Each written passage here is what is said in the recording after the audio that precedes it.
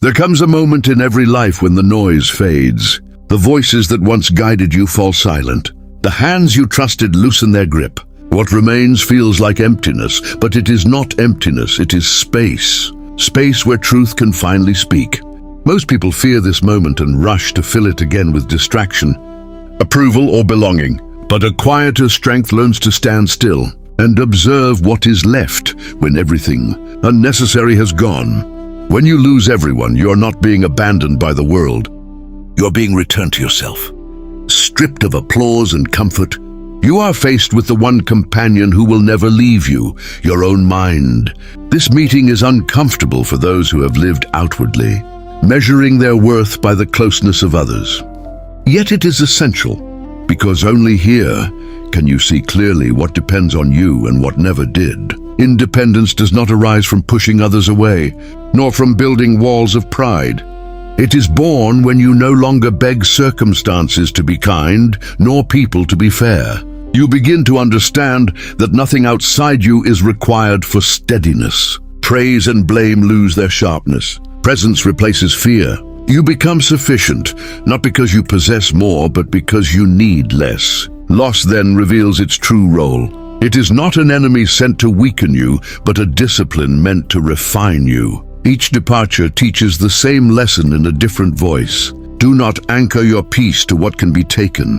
What remains under pressure? Your judgment, your restraint, your resolve, these are yours alone. These cannot be exiled, stolen, or broken by another's choice. So if you find yourself alone, do not hurry to escape it. This is the beginning of authority over your own life.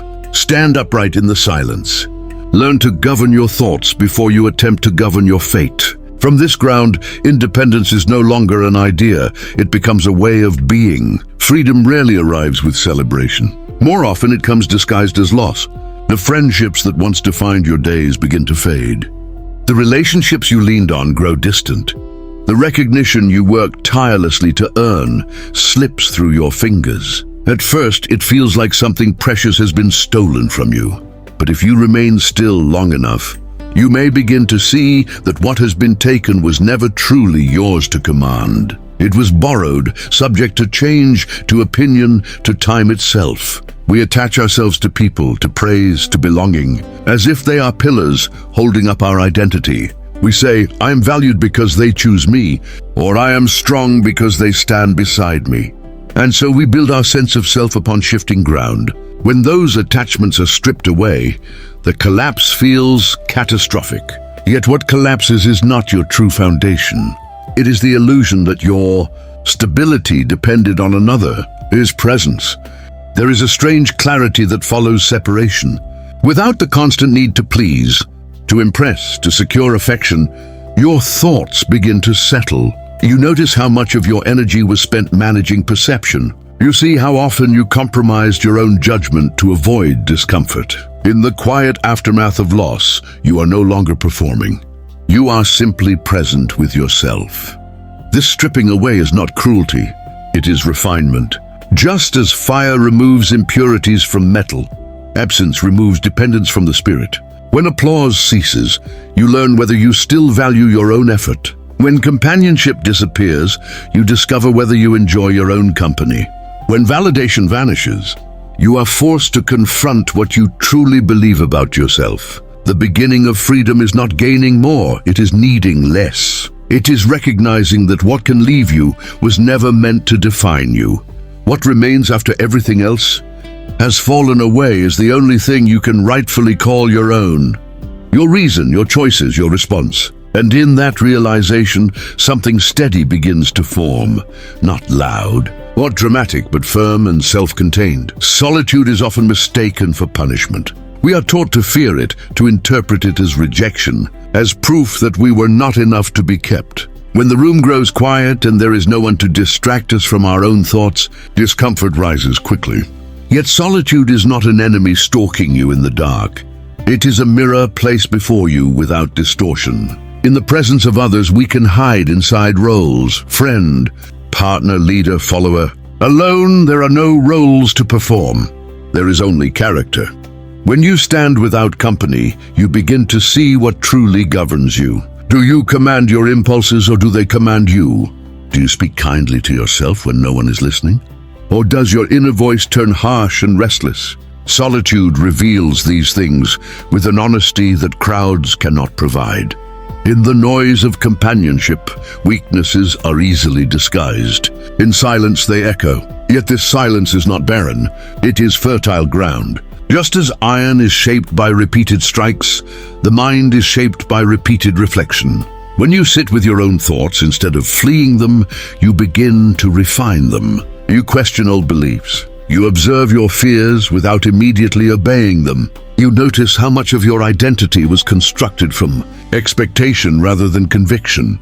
Gradually, something steadier takes form, not an identity borrowed from others, but one forged from deliberate choice. Solitude also strengthens your endurance. When you no longer rely on constant reassurance, you build a quiet resilience. You learn to calm yourself without seeking rescue. You learn to endure uncertainty without demanding immediate comfort. These small acts of inner governance accumulate, forming a character that does not crumble at the first sign of isolation. The forge is never comfortable. Heat and pressure are required to shape what is strong. In the same way, solitude applies a necessary intensity to the soul. It removes excess. It clarifies intention. It forces you to become acquainted with the one person you cannot escape. And if you approach it not as exile but as training, you will find that what emerges from that fire is not loneliness, but strength disciplined by self-knowledge. True independence is often misunderstood. Many believe it is the absence of obligation, the ability to act without restraint, or the power to stand apart from others entirely. But this is only another form of dependence, because it still reacts to the presence of others, even in rejection. Real independence is quieter. It does not announce itself. It is the calm ability to remain steady regardless of who approves or who turns away. When your sense of worth is tied to recognition, you are never at rest. Each decision becomes a negotiation with invisible judges. You speak not what is true, but what is acceptable. You choose not what is right, but what is rewarded. Over time, this erodes inner authority. You may appear confident, even admired, yet inwardly you are guided by fear of being misunderstood, replaced, forgotten. This is not weakness of ability, but weakness of dependence. Inner discipline begins where this fear is confronted rather than avoided.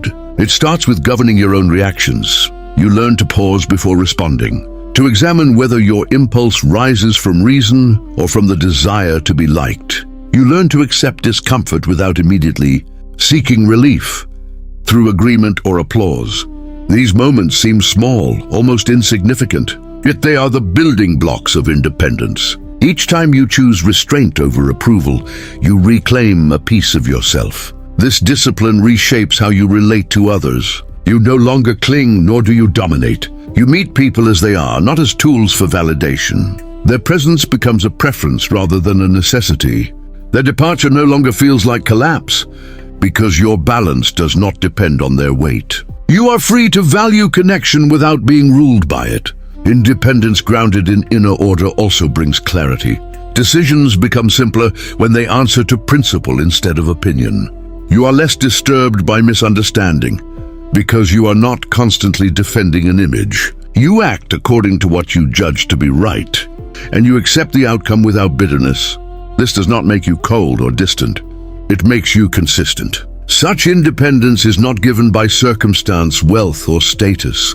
It is earned through repeated acts of self-command. Each day offers opportunities to surrender your judgment for comfort, or to hold it firm despite unease. Over time, the mind trained in this way becomes its own shelter, needing little from the outside to remain whole. Loss is rarely welcomed, and yet it is one of the most patient teachers life offers. When someone departs, a position is emptied or a plan collapses, the first response is almost always grief, frustration, or anger. We see the world as unjust, as though it has singled us out for cruelty. But if we step back and observe without immediate judgment, we notice that loss is not punishment. It is a form of instruction, precise and uncompromising. It is nature's way of showing us what is truly ours and what was only borrowed. Every loss exposes dependence. When a friendship ends, we see how much of our identity rested on another's presence. When a project fails, we see how easily we tied our sense of competence to outcome rather than effort. When recognition disappears, we see how much of our peace was contingent on applause. These realizations sting, but they also illuminate the path to something stronger. Only by seeing what leaves us empty can we begin to understand what endures. The lesson is often repeated in different forms, for we seldom grasp it fully the first time. A broken relationship teaches humility, but also discernment.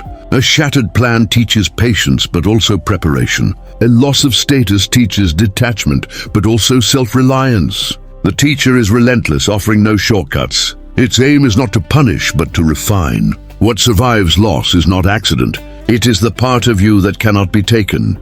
Your reasoned judgment, your self-control, your capacity to act with virtue regardless of circumstance. Learning from loss requires attention. We must examine our responses honestly, without seeking comfort in resentment or blame.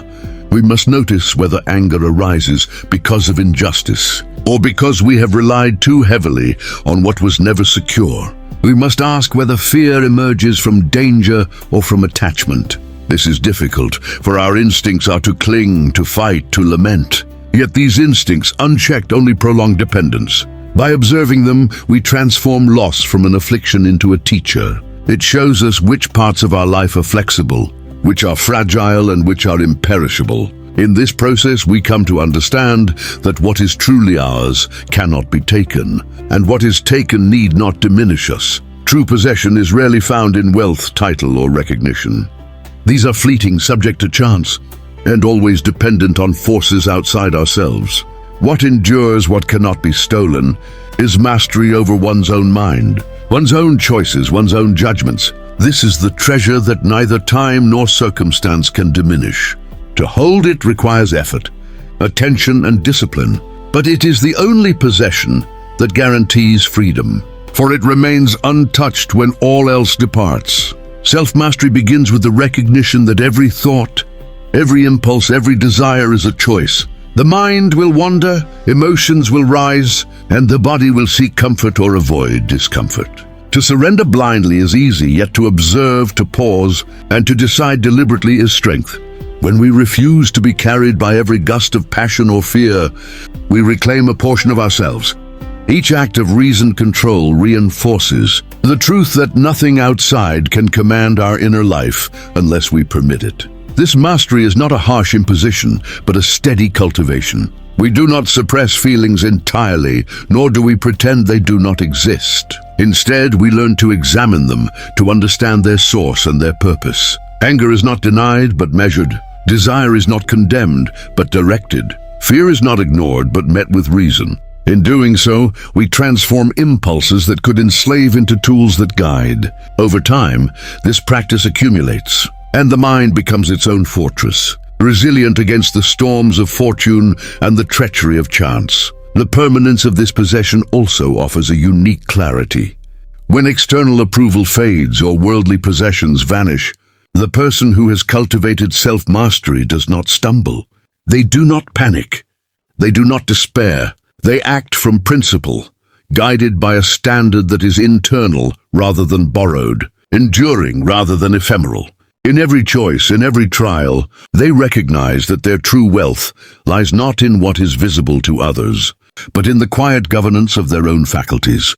This discipline is the culmination of a lifetime of attention. It requires patience, reflection, and repeated effort. It asks that we turn inward, consistently examining ourselves, correcting error, strengthening virtue, and refining judgment. In the end, what remains?